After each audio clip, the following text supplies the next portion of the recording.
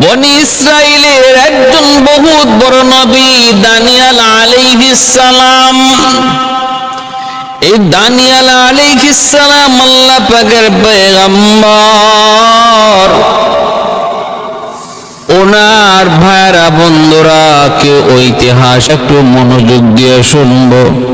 আল্লাহর নবীর মৃত্যু এবং তার কেমন অলৌকিক দাফন হয়েছিল তাও এই উম্মতের ফাজাইল, এই উম্মতের ফজিলতের ক্ষেত্রে ভাইরা আল বেদায়া ওয়ান নেহায়া কিতাবের ভিতরে লেখক তিনি উল্লেখ করেছেন উম্মতে মুহাম্মাদের ফাজাইল, উম্মতে মুহাম্মাদের ফজিলত বর্ণনা করতে যায় ঘটনাটি উল্লেখ করেছেন।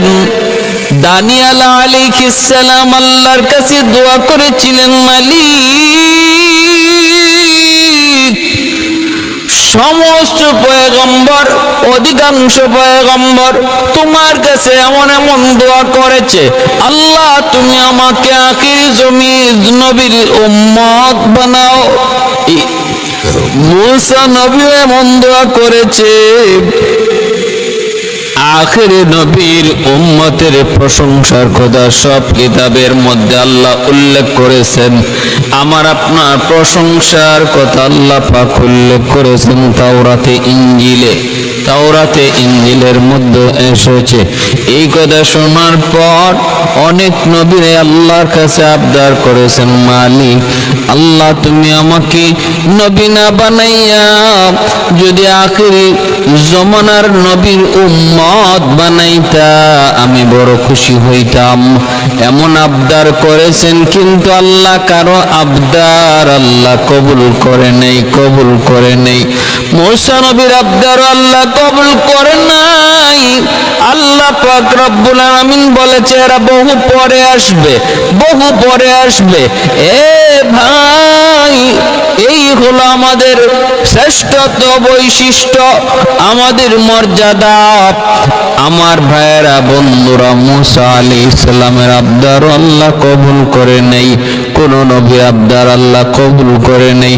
এক পর্যায়ে হযরত দানিয়েল আলাইহিস সালাম তিনি তো আজীব এক প্রশ্ন আল্লাহর কাছে করলেন, আজীব এক দরখাস্ত আল্লাহর কাছে করলেন, এমন এক সওয়াল করলেন যেটা আল্লাহ পাক ফিরাইয়া দিতে পারলেন না। অন্যান্য নবীদের আবদার আল্লাহ ফিরাইয়া দিলেন না, আমার আখেরি নবীর উম্মত হওয়ার সুযোগ নেই। আমার আখেরি নবীর উম্মত কারা হবে তারাও ফাইনাল হয়ে গেছে, সিলেক্ট হয়ে গেছে। হেরফের করার কোনো সুযোগ নাই, তারা বহু পরে আসবে। কিন্তু দানিয়েল আলাইহিস সালামের আবদার আল্লাহ পাক ফিরিয়ে দিতে পারলেন না, ফিরিয়ে দেওয়ার মতো ছিল না। বড় আজীব এক সওয়াল করলেন, আল্লাহ আমি বলবো না আমাকে তুমি আখিরি নবীর উম্মত বানাও, আমি এমনটা বলবো না আমাকে নবী বানানোর প্রয়োজন নাই, আমাকে আখিরি নবীর উম্মত বানায় দাও। এমন প্রশ্ন, এমন সওয়াব, এমন আবদার আমি করব না, কারণ জানি তুমি এমনটা কবুল করবাও না। কিন্তু আমি এমন একটা আবদার তোমার কাছে করব যা তুমি কবুল না করে পারবা না। মালিক, এটা তোমার সাধ্য, এটা সুযোগ আছে। আল্লাহ, এটা তুমি সহজেই পারো, কারণ তোমার আদতের কোনো খেলাফ হবে না, আল্লাহ বললেন, কি সওয়াল, কি আবদার তুমি বলো। তখন তিনি বলেন, মালিক আমি ইন্তেকালের পর আমার দেহটাকে তুমি মাহফুজ রাখবা, সংরক্ষিত রেখে দিবা। আমার জানাজা, আমার কাফন দাফন কারো হাতে তুমি মৃত্যুর পর করাইবা না গো আল্লাহ। আমার দেহটাকে এমন ভাবে সংরক্ষিত রেখে দিও যেন আমার দেহে কাফন দাফন এবং জানাজা পড়ায় তোমার আখিরি নবীর কোনো একজন উম্মত, তোমার আখিরি নবীর কোনো একজন উম্মত তার হাতে যেন আমার কাফন দাফন হয়, তার হাতে যেন আমার জানাজা হয়। আল্লাহর নবী রহমতের নবী বলেন, উম্মতের দল আল্লাহ পাক দানিয়াল আলাইহিস সালামের এই দোয়াকে আল্লাহ কবুল করেছেন। আমার উম্মতের ভিতরে একদল উম্মতের দ্বারা, একদল সাহাবীর দ্বারা ওই ইরাক বিজয় হবে, ইরাক বিজয় হবে। আর সেখানে তারা দানিয়াল পয়গম্বরের দেহটা পাবে, তাদের হাতে তার দাফন কাফন হবে, জানাজা হবে। আল্লাহর নবী রহমতের নবী ইরাক বিজয়ের সুসংবাদ দিয়া নবী চইলা গেছেন। আর দানিয়াল আলাইহিস সালামের দাফন কাফন এটাও নবী ভবিষ্যৎবাণী কইরা গেছেন, তার উম্মতের কোন একজনের হাতে হবে। ভাইরা, এইবার প্রশ্ন হলো, দানিয়াল পয়গম্বরের দাফন কাফন কার হাতে হয়েছিল? আল্লাহ নবীর ভবিষ্যৎবাণী সেটা কিভাবে পরিপূর্ণ হলো?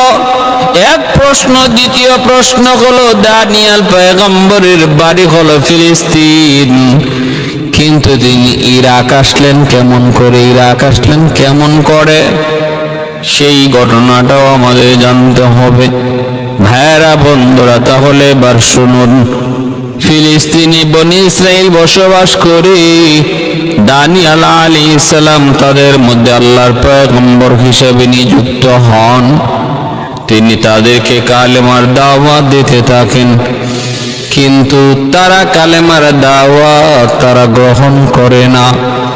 এটাই উম্মতদের একটা খাসলত, বৈশিষ্ট্য ছিল। কোন উম্মতি তার নবীকে প্রাথমিকভাবে গ্রহণ করত না। ইয়া হাসরাতান আলাল ইবাদ, ইয়া হাসরাতান আলাল ইবাদ মা ইয়াতিহিম মির রাসূলিন ইল্লা কানু বিহি ইস্তাহজিউন।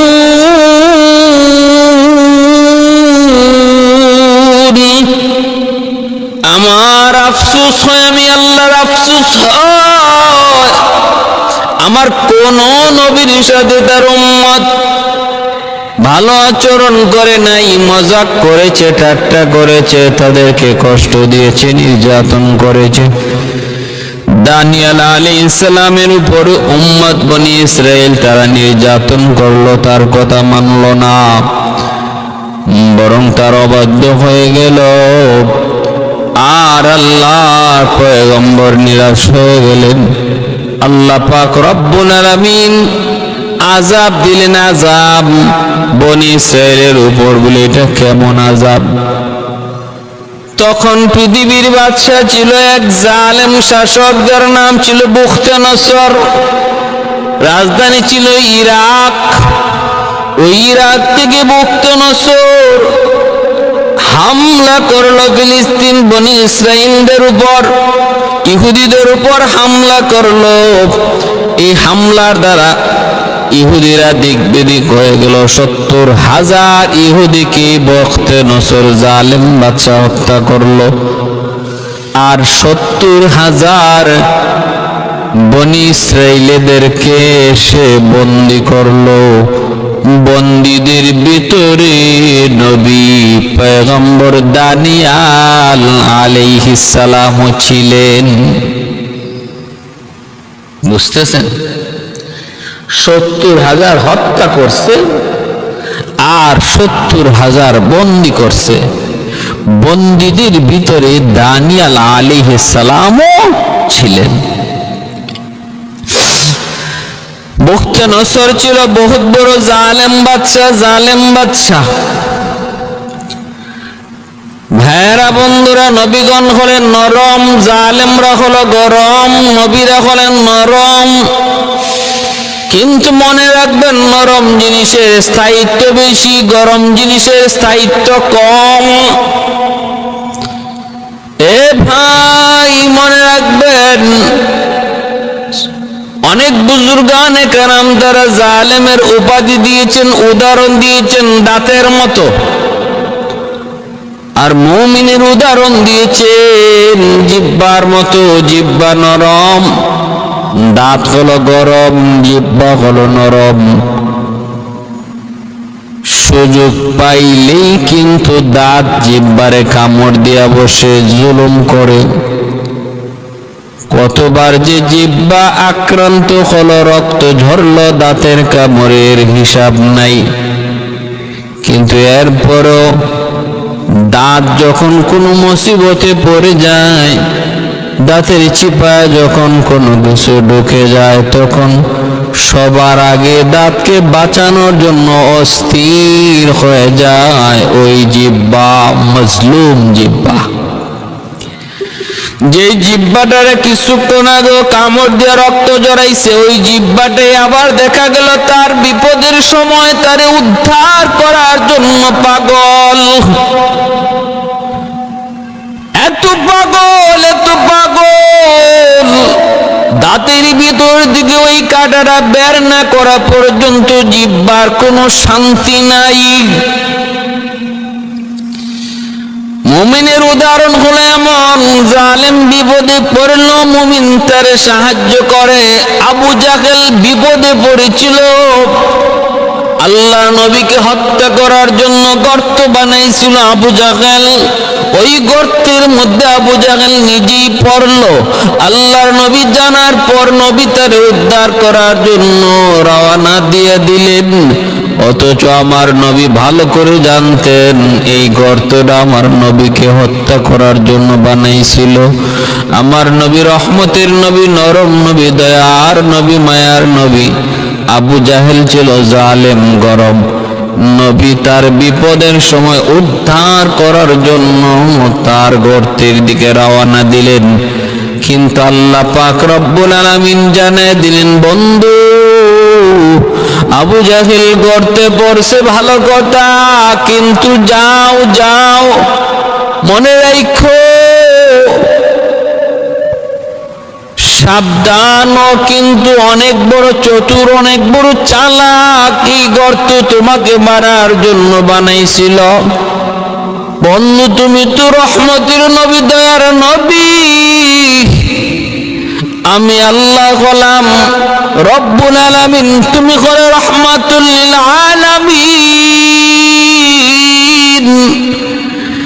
আমার রুবুবিয়ত যত এলাকা জুড়ে তোমার দয়ার মায়া হো, তাও শত তত এলাকা জুড়ে। আল্লাহর নবী আবু জাহেলের গর্তের কাছে যায়, আবু জাহেলকে ডাক দিয়া বললেন, চাচা, ও চাচা, এখন কি খবর? আবু জাহেল কয়, বাবারে, আমি গর্ত বানাইছিলাম তোমার লাগি, তুমি তো সব যাই না গেছো বুঝছি, কিন্তু বাবা শোনো, আমি এত গভীর কোনো গর্ত বানাই নাই, বিশ্বাস করো রে বাবা। আমি নর্মাল একটা গর্ত বানাইছিলাম, কিন্তু আমি গর্তের ভিতরে পড়ার পরে দেখি আমি খালি নিচে যাই, নিচে যাই, নিচে যাই। হাত বাড়াইছে, লাগাল পায় না, মই ফালাইছে, লাগাল পায় না, রশি লাগাইছে, লাগাল পায় না। এ বাবা মুহাম্মদ, আমি বুঝে গেছি তুমি ছাড়া আমাকে কেউ গর্ত থেকে তুলতে পারবে না। আল্লাহর নবী রহমতের নবী বলেন, চাচা এত যখন বুঝলেন, বাকি কথাটা আপনি বুঝেন না কেন? আবু জাহেল কয়, বাবা সব হবে, আগে আমারে উঠাও। নবী বলেন, এমন কথা বহু কইছো চাচা, বা তুমি নিজ থেকেই ওয়াদা করো, উপরে উঠলে পরে কালেমা পড়া ছাড়া কোনো উপায় নেই। ওয়াদা করলাম। আল্লাহ নবী হাত বাড়াইছেন, আল্লাহ গর্তরে বলেন, এই গর্ত তোর মধ্যে আমার রহমতের নবী হাত বাড়াইছে। এই জালেমের জন্য আমার বন্ধু হাত বাড়াইছে সাহায্যের জন্য। জালেমের জুলুমের কথা আমার বন্ধু ভুলে গেছে, কারণ আমি আল্লাহ তারে রহমতের নবী বানায় পাঠাইছি। সে কখনো মনের কষ্ট মনে ধরে রাখে না, সে কারো উপরে জিদ কখনো অন্তরে ধইরা রাখে না। এটা আমার নবীর একটা বৈশিষ্ট্য, আমার নবীর সিফাত, আমার নবীর গুণ। নবী কারো পরে জিদ অন্তরে রেখে বসে থাকেন না। কষ্ট পাইছেন, মুহূর্তের মধ্যে কষ্ট ভুলে যান। আল্লাহর নবী রহমতের নবী হাত বাড়াইতে গর্ত উপরে উঠে গেল। আবু জাহেলের হাত ধরে নবী টান দিয়ে গর্ত থেকে তুলে আনলেন আর বললেন, চাচা এবার পড়ুন। আবু জাহেল কইরে, বাতি যাও, তুমি যে এত বড় জাদুকর আগে আমি জানতাম না। নাউযুবিল্লাহি মিন যালিক। ইন্নাকা লা তাহদি মান আহবাবতা ওয়ালাকিন্নাল্লাহা ইয়াহদি মান ইয়াশা। আল্লাহ বলে, বন্ধু তুমি সবাইকে হেদায়েত দিতে পারবা না, আমি আল্লাহ যাকে হেদায়েত দিতে চাই সেই হেদায়েত পায়। অতএব তুমি কাউকে হেদায়েত দেওয়ার জন্য পাগল পারা হইও না, পাগল পারা হইয়া কোনো লাভ নাই। বেড়া বন্ধুরা জন্য বলতেছিলাম, জালেমরা কঠিন দিলের হয় আর ইমানদার নরম দিলের হয়। এই জালেমের উদাহরণ দিয়েছেন দাঁতের মতো, আর ইমানদারের উদাহরণ দিয়েছেন জিহ্বার মতো। জালেমরা বিপদে পড়লো, ইমানদার বিপদ থেকে উদ্ধার করার জন্য চেষ্টা করে, আপ্রাণ চেষ্টা করে। আজকে বাংলাদেশের মানুষ ভালো করে দেখতেছে উলামায়ে কেরাম মজলুম, কিন্তু এই দেশ যখন বিপদে পড়বে তখন উলামায়ে কেরাম সবার আগে পাশে দাঁড়াবে। এটাই বাস্তব, চিরন্তন বাস্তব কথা। আপনি মানেন আর না মানেন, আমার কিছু আসে যায় না। মনে রাখবেন, উলামায়ে কেরাম জাতির বন্ধু, দেশের বন্ধু। যত জুলুমি তাদের উপরে আসুক, তারা কখনো দেশ ভুলবে না, জাতিকে ভুলবে না, বিপদের সময় পাশে দাঁড়াবেই। এটা আজকের কথা নয়, সেটা অতীতের কথা, ইতিহাসের কথা বলছি। কিন্তু দেখেন আমার ভাইরা, এতটা জুলুমের শিকার হয়ে জিহ্বা, সুযোগ পাইলেই দাঁত জিহ্বারে কামড় দেয়া ধরে। অথচ এই জিহ্বা দাঁতের জন্য কত উপকারী, কত সাহায্যকারী। কথাটা দাঁত মোটো দাঁত এই কথাটা বুঝে না, স্বীকার করে না। এত জুলুমের পর বলুন তো দেখি, শেষ পর্যন্ত টিকে থাকে কে? জিহ্বা না দাঁত? কে টিকে থাকে শেষ পর্যন্ত? মানুষ যখন বৃদ্ধ হয়ে যায়, কবর পথের যাত্রী হয়, তখন টিকে থাকে কেডা? আজ পর্যন্ত এমন কাউকে শুনি নাই মৃত্যুর আগে তার জিহ্বাটা পইরা গেছে, এমন কোন মানুষের কথা আজ পর্যন্ত শুনি নাই। কিন্তু মৃত্যুর আগে দাঁত পইরা গেছে, দাঁত একটাও ছিল না, এমন কথা হাজারো হাজারো শোনা যায়, দেখা যায়। বুখতে নসর জালেম বাদশাহ দানিয়াল আলাইহিস সালামকেও বন্দী করে ইরাকে নিয়ে আসলো। 70,000 বনি ইসরাইলকে বন্দী করলো আর 70,000কে হত্যা করলো। বন্দী করে রাখলো ইরাকের বন্দিখানায়, জিন্দানখানায়। ওই অবস্থায় বাইরা বন্ধুরা, আল্লাহর পয়গম্বর জেলখানার ভিতরে দাওয়াত দিতে লাগলেন। বনি ইসরাইল তখন একে অপরকে বলতে লাগলো, এটা আমাদের হাতের কামাই, আমরা কেন নবীকে মানলাম না, এজন্য আজকে আমাদের হাতের কামাই আমরা জালেমের জুলুমের শিকার হয়েছি। আমরা নবীকে নামাই না, নবীর বিরোধিতা কইরা চরম পর্যায়ে অন্যায় করেছি, আর অন্যায় করা ঠিক নয়। চলো আমরা সবাই এখানে যারা আছি, আমরা অন্তত নবীর হাতে কালেমা পড়ে মুসলমান হয়ে যাই, আমরা তার দাওয়াতের উপর বিশ্বাস করি। এই বইলা দেখা যায় জেলখানার ভিতরে 70,000 বনি ইসরাইল তারা জেলের ভিতরে নবীর হাতে হাত রেখে কালেমা পড়ে মুসলমান হয়ে গেল। আর বলতে লাগলো, নবী গো একটু দোয়া করুন, আল্লাহ পাক যেন আমাদেরকে এই জালেমের জুলুম থেকে আল্লাহ হেফাজত করেন, আল্লাহ যেন আমাদেরকে জিন্দানখানা থেকে আল্লাহ আমাদেরকে বের করার পথ আল্লাহ পাক যেন দিয়ে দেন। নবী আল্লাহর কাছে দোয়া করলেন, মালিক এতদিন পর্যন্ত ওরা তোমাকে চিনে নাই, এখন তোমার পরিচয় পেয়ে গেছে, তোমার নবীকেও পেয়ে গেছে, নবীর পরিচয় পেয়ে গেছে। আল্লাহ তুমি হেফাজত করো, তুমি উদ্ধার করো, তুমি উদ্ধার করো। এই বইলে নবী আল্লাহর কাছে দোয়া করতে লাগলেন।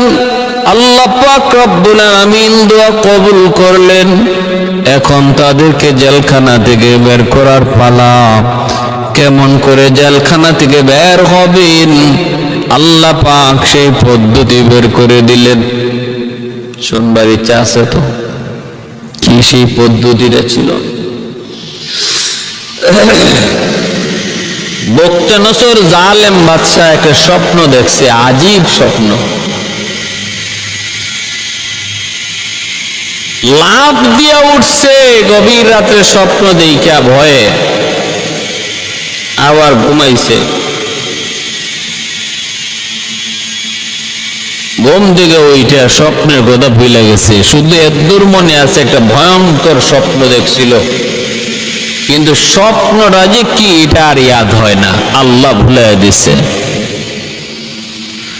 সকালবেলা মন্ত্রী পরিষদকে ডাকলো, গণকদেরকে ডাকলো, জ্যোতিষীদেরকে ডাকলো, জালেম সবাইকে ডাকলো, এই বখতিয়ার জালেম বাদশা সবাইকে ডাকলো। ডাইকে বলতেছে, যে চারজন মানুষকে আল্লাহ তামাম দুনিয়ার বাদশাহী দান করেছিলেন, এর মধ্যে দুইজন মুমিন, দুইজন কাফের। যে দুইজন কাফের এর মধ্যে একজনই বখতিয়ার, আর একজন নমরুদ। আর দুইজন ইমানদারকে আল্লাহ দুনিয়ার বাদশাহী দান করেছিলেন, একজন হলেন হযরত সুলাইমান আলাইহিস সালাম, আরেকজন হলেন যুলকারনাইন।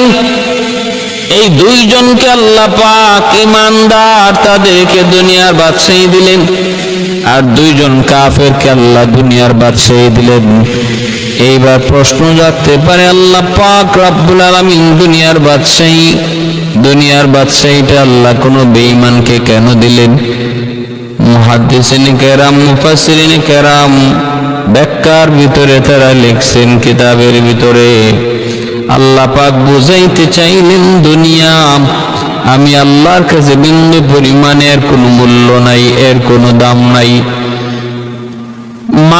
মাছির একটা পাখা, মশার একটা পকর পরিমাণ মূল্য এই দুনিয়ার নাই, এই দুনিয়ার নাই। যদি থাকতো আল্লাহ পাক রব্বুল আলামিন এক ডুব পানিও কোনো বেঈমানকে পান করতে দিতেন না।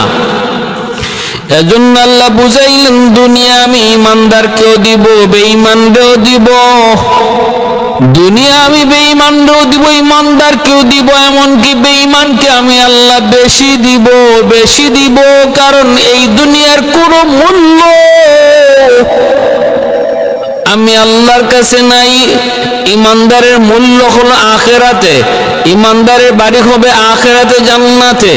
জান্নাতের তুলনায় দুনিয়ারই নগণ্য তুচ্ছ পাওয়ার ক্ষমতা, দুনিয়ারই আরামায়েশের কোনো মূল্য আমি আল্লাহর কাছে নাই। ইমানদারের জন্য আমি আল্লাহ রেখে দিয়েছি জান্নাতের চিরস্থায়ী নাজ নিয়ামত, আরামায়েশ, উন্নত মানের ব্যবস্থা। আর দুনিয়ার ব্যবস্থা হলো নিম্নমানের, আবার সেটা হলো বড় ক্ষণস্থায়ী। এজন্য দুনিয়া আল্লাহ পাক রব্বুল আলামিন তিনি ইমানদারকেও দিবেন, বেঈমানকেও দিবেন। যেই গাছের ফল আল্লাহ ইমানদারকে খাওয়ান, ওই গাছের ফল আল্লাহ বেঈমানকেও খাওয়াবেন। যেই নদীর মাছ আল্লাহ ইমানদারকে খাওয়ান, ওই নদীর মাছ বেঈমানকেও আল্লাহ খাওয়ান। কারণ এই দুনিয়াতে আল্লাহ পাক রব্বুল আলামিন ইমানদারের খাতিরে বেঈমানদেরকে পালতেছেন, খাওয়াইতেছেন, কিন্তু দিতেছেনও বেশি। খাওয়াইতেছেন ইমানদারের খাতিরে, কিন্তু ওদেরকে খাওয়াইতেছেন বেশি, ইমানদার খাইতেছে কম। যার উসিলায় খাওয়ানো হইতেছে সে খায় কম, আর যারা খাইতেছে তারা খাইতেছে বেশি। যেমন উদাহরণ হলো বরযাত্রী। বিয়ের দিনে দেখবেন বরের উসিলায় বরযাত্রী খায়, কিন্তু বরে কম খায়, বরযাত্রীরা বেশি খায়, ঠিক না?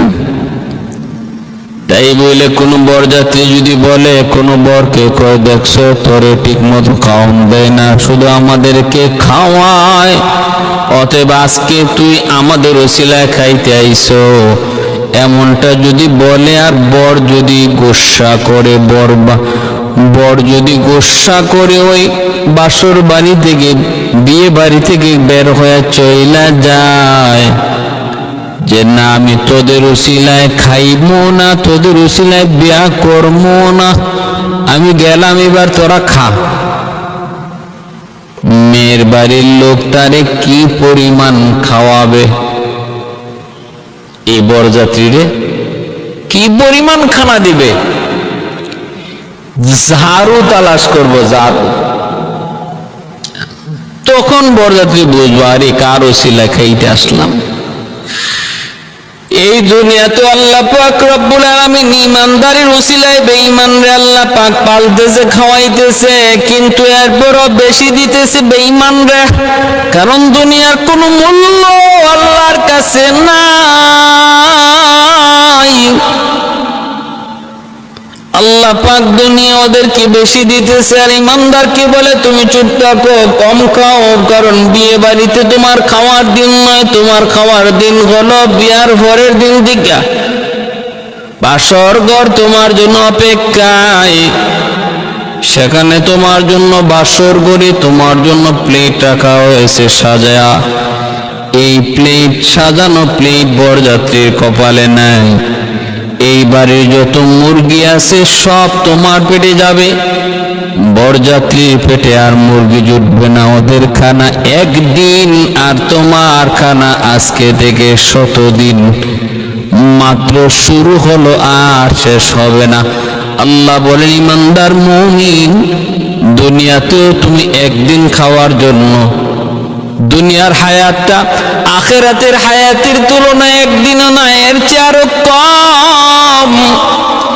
এই একদিন তোমার খানার দিন নয়, সেটা বেঈমান কাফির কুফফারের জন্য, কারণ ওরা বরযাত্রী, তুমি হলে দুনিয়ার জন্য বর। ওরা যা খুশি খায় খাক, তুমি ওদের দিকে তাকাও না। আমি আল্লাহ জান্নাতে তোমার জন্য বাসর ঘর সাজায় রাখছি, সেখানে বিভিন্ন জাতের খাবারের প্লেট, বিভিন্ন জাতের খাবারের আইটেম তোমার জন্য রেখে দিয়েছি রে বান্দা। অতএব না না, ওদের খানা একদিন, তোমার খানা চিরদিন। তোমার খানা জারি হবে, বন্ধ নাই। আর বেঈমানের খানা একদিন। দুনিয়ার হায়াত যতদিন আছে, দুনিয়ার হায়াত যতটুকু সময় আছে অতটুকুই, এরপরে এদের কপালে আর কোনো খানা নাই, আছে শুধু খালি সিন্নি আর সিন্নি। সিন্নি বুঝেননি? মায়ের কপালে আছে শুধু সিন্নি। ভাইরা, বুখতনসর জালেম বাদশাহ একটা স্বপ্ন দেখলো, আজীব স্বপ্ন।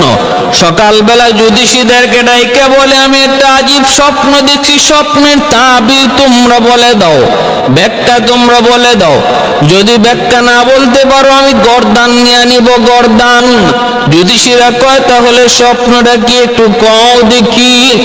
বাদশাহ বুখতনসর কয়, স্বপ্নও আমার মনে নাই। জ্যোতিষীরা কইটা কেমন কথা, স্বপ্ন মনে নাই, আমরা স্বপ্নের ব্যাখ্যা করব কেমনে? কয়, এত কিছু বুঝি না, কি স্বপ্ন দেখছি এটাও বলতে হবে, এবং স্বপ্নের ব্যাখ্যা কি এটাও জানাইতে হবে। এমনি তোমাদেরকে লাখ লাখ টাকা দিয়া পালতেছি। জ্যোতিষীদেরকে গণকদেরকে কয় তোমাদের তুলে আমার রাজ্যের এত ভর্তুকি, এত ব্যয়, এত খরচ, এত কিছু করতেছি। আজকে তোমরা আমি কি স্বপ্ন দেখছি এটাও যদি বলতে না পারো, স্বপ্নের ব্যাখ্যা কি তাও যদি জানাইতে না পারো, তাহলে কিন্তু সময় মাত্র 3 দিন সব জ্যোতিষী আর গণকের গর্দান নিয়ে নিব। আচ্ছা আপনারা বলুন, এটা কত এক ফাগলামি কথা, এটা কত বড় পাগলের কথা। স্বপ্নের ব্যাখ্যা তো বলবেই, কয় স্বপ্ন কি দেখছি এটাও বলা লাগবে। জ্যোতিষীরা গণকেরা পড়ে গেল টেনশনে, ঘুম নাই, খানা নাই। হায় হায়, কেমন করে বলবো কি স্বপ্ন দেখছে। এইদিকে বাচ্চা বুকতে নসর জালেম, তারও ঘুম নাই, খানা নাই। কি দেখলাম, কি দেখলাম, কি দেখলাম, কি দেখলাম। ভাইরা বন্ধুরা, এইদিকে আল্লাহ পাক ওই কারাগারে, জালেমের কারাগারে নবী দানিয়াল আলাইহিস সালামকে আল্লাহ পাক বাদশার এই স্বপ্নের কথা আল্লাহ নবীকে জানায় দিয়েছেন, আর স্বপ্নের ব্যাখ্যাও আল্লাহ জানিয়ে দিয়েছেন। বাদশার দরবারের ঘটনা আল্লাহ জানিয়ে দিয়েছেন। এরপরে পয়গম্বর তিনি কারারক্ষী ডাক দিয়া বলেন, তোমার বাদশা একটা স্বপ্ন দেখছে। কি স্বপ্ন দেখছে সেটাও বলতে পারে না, ব্যাখ্যা কি তাও জানে না। জানি তো, জ্যোতিষীদেরকে 3 দিন টাইম দিছে। আল্লাহর পয়গম্বর কারারক্ষীকে বলেন, জ্যোতিষীরা 3 দিন না 3 বছরও পারবে না। তুমি যাও, যা বলো বাদশাকে আমি পারবো। তুমি যা বলো জেলখানার ভিতরে একজন আল্লাহর বান্দা, আল্লাহর একজন গোলাম, ইনি পারবো। উনি কি স্বপ্ন দেখছে স্বপ্নটাও বলতে পারবে, স্বপ্নের ব্যাখ্যাও বলে দিতে পারবে। কারারক্ষী দৌড়ায় যখন জালেম বুখতে নসরের সামনে আসলো, আইসে বলে দিল, আপনি তমুক আর তমুকের কাছে বইলে কোনো লাভ নাই, জ্যোতিষীরাও পারবে না, গণকেরাও পারবে না। আপনার স্বপ্নের কথা, স্বপ্নের ব্যাখ্যার কথা বলে দেবে কারাগারে বন্দী একজন আল্লাহর গোলাম। আমি তাকে বড় চিনেছি, সে বড় ভালো, বড় ভদ্র, বড় নম্র, বড় পরহেজগার, বড় দিনদার একজন মানুষ। কারাগারের সবগুলি মানুষ তার হাতে বায়াত গ্রহণ করেছে এবং সবাই যেন ভালো দুনিয়ার ভালো মানুষে পরিণত হয়েছে। কোনো উশৃঙ্খলতা নাই, কোনো মারামারি নেই, কোনো ঝগড়া নাই, ফাসাদ নাই। সর্বদা ওনার আলোচনা শুনে, বয়ান শুনে আর কান্নাকাটি করে, চোখের আর কাছে জানি হাত তুলে কান্দে।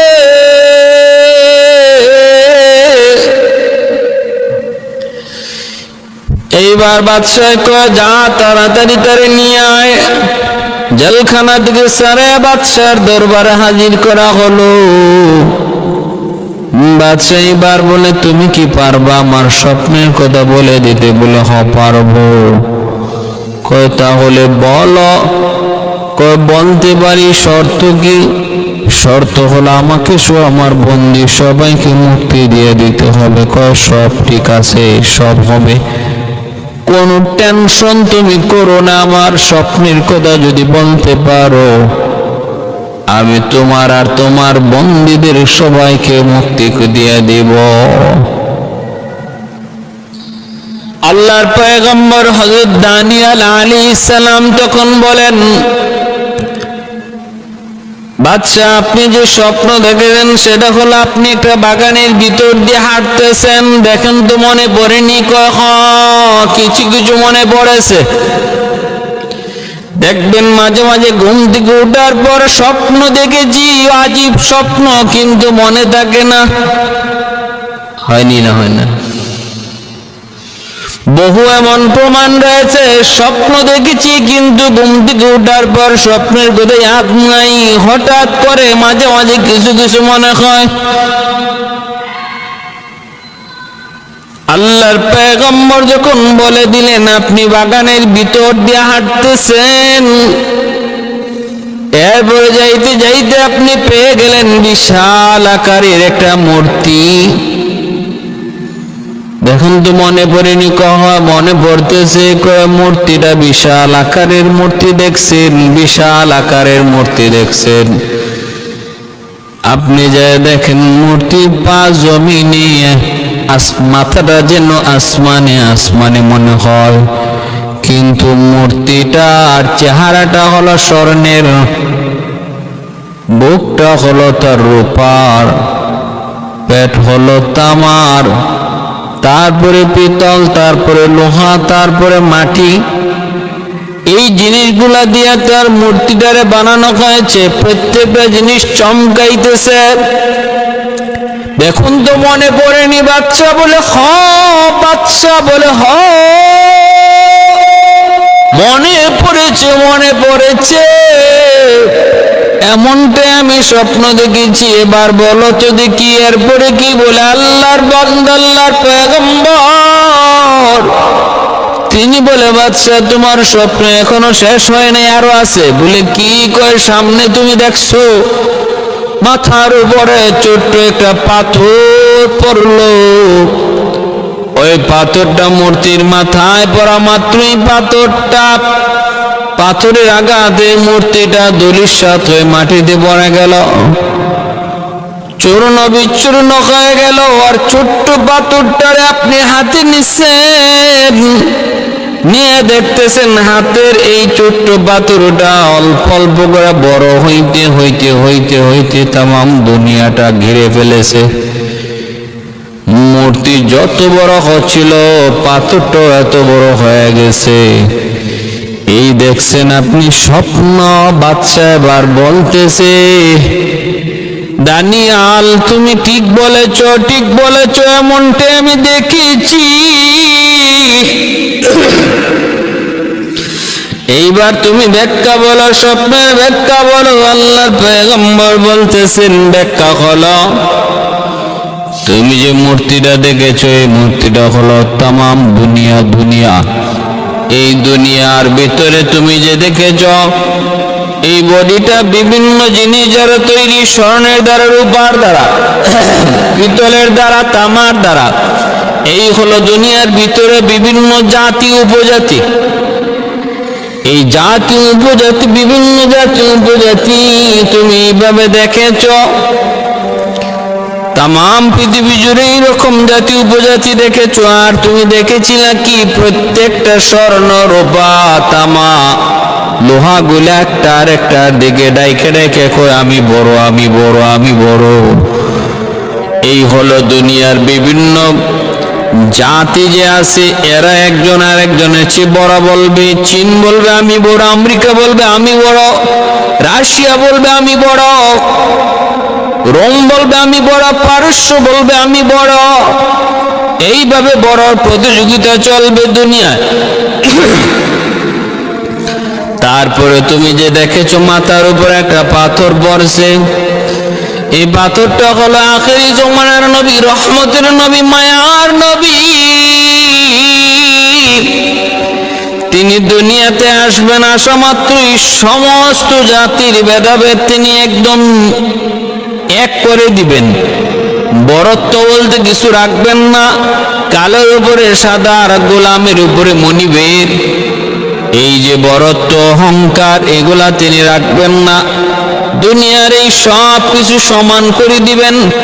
রাজা বাদশাহ এক কাতারে, এক কাতারে, এক কাতারে বাদশাহ প্রজা, রাজা প্রজা এক কাতারে দাঁড়াবে, নামাজে দাঁড়াবে। একজন আরেকজনের উপরে বরত্ব দেখাবে না। তিনি আসার দ্বারা তামাম দুনিয়ার মানুষের মধ্যে ভারসাম্যতা ফিরে আসবে। তিনি হলেন আখেরে জমানার নবী এবং তার সেই দাওয়াতের মিশনের দ্বারা তামাম দুনিয়া জুড়ে তারই দাওয়াত ছড়ায় যাবে, দাওয়াত ছড়ায় যাবে। এই হলো তোমার স্বপ্নের ব্যাখ্যা। এই কথা শোনা মাত্রই বুখতানসর জালেম বাদশা বলে, দানিয়াল, তোমার এই স্বপ্নের ব্যাখ্যা জানার কারণে আমার মনে শান্তি পাইলাম। আমি তো এত ভয়ের মধ্যে ছিলাম, আমি জানি মারা যাব। ঠিক আছে দানিয়াল, তোমার কথার ব্যাখ্যার দ্বারা আমার অন্তরে প্রশান্তি পাইল। তোমাকে আর তোমার সমস্ত বন্দীদেরকে আমি মুক্ত করে দিলাম। শুধু মুক্ত করে দিলাম তা না, আজ থেকে তুমি হবে আমার চিফ অ্যাডভাইজার, তুমি হবে আমার প্রধান উপদেষ্টা। রাজ দরবারে তুমি থাকবা, তোমার পরামর্শ নিয়ে আমি চলবো। ভাইরা বন্ধুরা, আল্লাহর